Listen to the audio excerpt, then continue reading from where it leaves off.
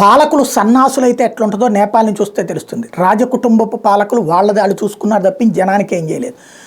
భారతదేశపు సహకారంతో కొంతైనా నేపాల్లో బ్రతుకులు ఇడుస్తున్నారు. భారతదేశమే వాళ్ళకి ఉపాధి ఒక రకంగా చెప్పాలంటే. అక్కడ ఒక ఇండస్ట్రియల్ డెవలప్మెంట్ ఉండదు, ఏ రకమైన డెవలప్మెంట్ ఉండదు. ఈ మధ్యనే మనం తీసుకెళ్ళి అక్కడ పవర్ ప్లాంట్లు పెట్టించి డెవలప్ చేసే ప్రయత్నం చేస్తున్నాం.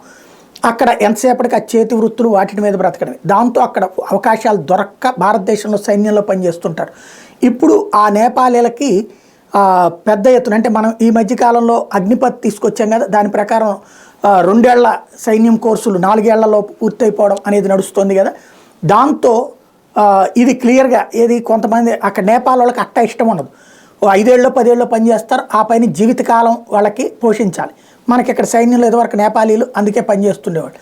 అయితే ఇప్పుడు కాలం మారింది, అట్లా కుదరట్లేదు కాబట్టి, ఇండియాలో కుదరట్లేదు కాబట్టి చివరికి రష్యాలో పనిచేయడానికి కొంతమంది ఉక్రెయిన్ తరపున పనిచేయడానికి, అంటే నేపాల్ నుంచి వెళ్ళి ఆ 2 దేశాల తరపున పనిచేయడానికి వాళ్ళతో మాట్లాడుకుంటున్నారు.